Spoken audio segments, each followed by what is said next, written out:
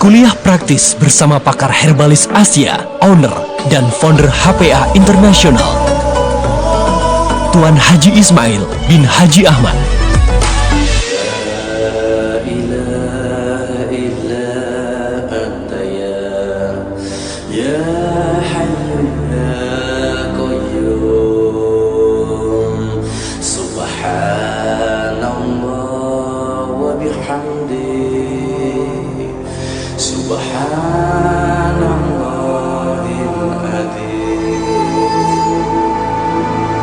Assalamualaikum warahmatullahi wabarakatuh. Alhamdulillah, bersyukur pada Allah SWT di pagi-pagi ini bersama dengan Pak Haji dalam kuliah herba yang kita adakan pada setiap hari. Pada hari ini Pak Haji nak cerita sikit tentang lutut. Lutut, bahagian sendi yang bergerak, yang mengangkat, yang menumpangkan seluruh berat badan padanya. Jadi ketika kita duduk, ketika kita bangun, ketika kita bergerak, lututlah yang paling terkesan. Jadi oleh sebab itu ramai orang bila sudah tua, lututnya sudah tak kuat lagi, sudah tidak boleh solat sambil berdiri, harus duduk. Ketika bangun itu kan sukar sekali. Itu kesemuanya bermula daripada lutut. Jadi tahukah kita bahawa obat lutut yang paling bagus ialah minyak but-but atau minyak Pak Haji, MPH. Jadi pada waktu pagi, awal-awal pagi, sama juga seperti obat ataupun herba yang kita ambil pada awal pagi, maka kita ambil minyak bubuk MPH itu dilumuri di bahagian lutut kita, ya, biar dia panas. Dan panas MPH ini kita kata panas di dalam, sejuk di luar. Jadi dia tak rasa panas sangat ketika kita pegang, tetapi dalam sendi kita dia rasa panas. Dan panas itu sesuai dengan sendi lutut kita.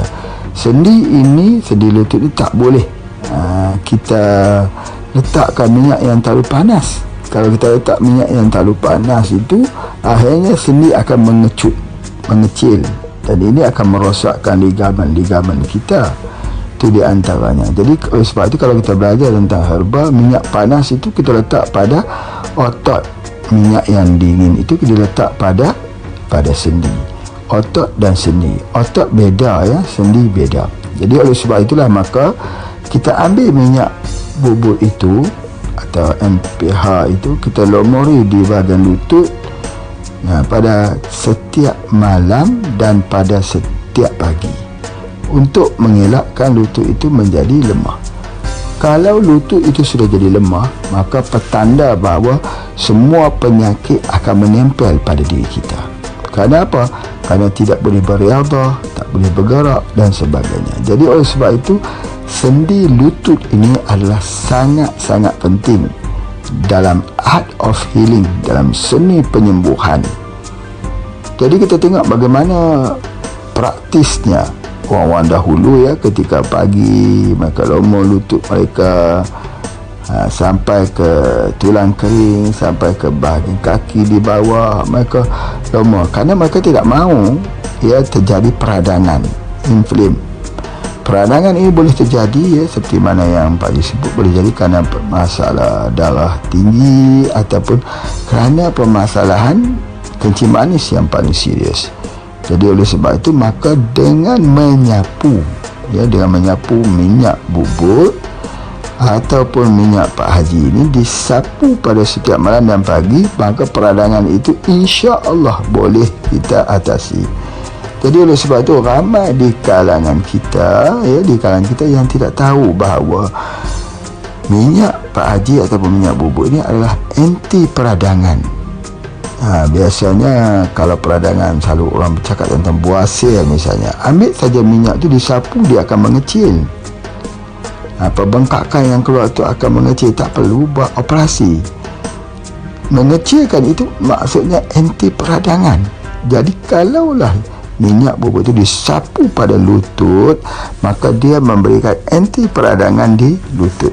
Jadi oleh sebab itulah maka insya-Allah, ya, kalau kita mengambilnya, lutut kita akan jadi sihat dan kita dapat solat sempurna. ya, tidak perlu kursi bila kita sampai di usia-usia emas, insya-Allah. Itu yang pertama, iaitu di mana? Di urut di bahagian lutut. Di bahagian lutut itu jangan sampai dia jadi sejuk, dingin. Kalau dingin saja berartinya akan terjadi permasalahan kering, seperti mana yang kita sebut, ya. Kalau tubuh badan kita ini terlalu banyak kencing misalnya, banyak sangat, dia panggil poliuria, banyak sangat air kencing keluar, maka apa akan terjadi pada tubuh badan kita? Kering, dehydration. Apa yang akan terjadi bila dehydration? Jadi masalah sembelit. Keduanya apa dia? Sakit kepala. Yang ketiga ada kebah-kebah di hujung jari, kesemutan di hujung jari. Jadi kesemutan itu adalah kerana apa? Dehydration dalam tubuh badan kita, kerana banyak sangat kencing.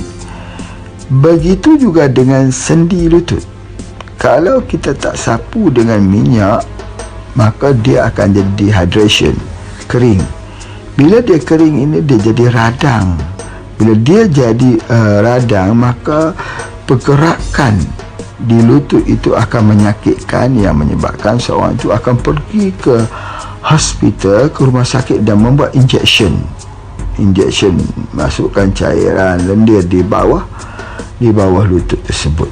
Ada yang sampai operasi menemukan tempurung lutut tersebut. Jadi ini tidak benar. Jadi oleh sebab itu maka ada herba-herba yang bagus untuk lutut ini. Dia dikenali sebagai kolagen atau kolagen. Kolagen ini atau kolagen ini kita ambil daripada sirip ikan merah. Ya, sirip ikan merah. Jadi yang bekerja untuk lutut kita ini ialah kolagen. Jadi bila kita ambil saja 3 sachet pada setiap hari, dengan otomatisnya lutut kita itu mendapat suplai kolagen yang mencukupi. Sebab kalau kita ambil kita perlu 5 miligram kolagen, tetapi kalau kita ambil 6 sachet itu, ambil 3 sachet itu, berarti kita mendapat 6 miligram. Jadi oleh sebab itu sudah mencukupi. Jadi oleh sebab kalau kita mengambilnya, ya, insya-Allah sendi-sendi lutut kita akan jadi kuat. Ini dapat kita lihat apabila rambut kita juga jadi elok. Rambut juga jadi pada kolagen, mata juga, ya, untuk pandangan. Dan kalau kita ambilnya itu, kulit kita dia jadi bagus, anjal, elastik, dan dia akan membuatkan seseorang itu seperti mendapat grease ataupun mendapat minyak dalam tubuh badannya itu. Dia tak mudah capek, tak mudah lemah, dan akan menjadikan dia juga sentiasa bertenaga. Itu adalah kolagen. Di mana kita nak dapat kolagen ini? Dapat daripada radik kolagen.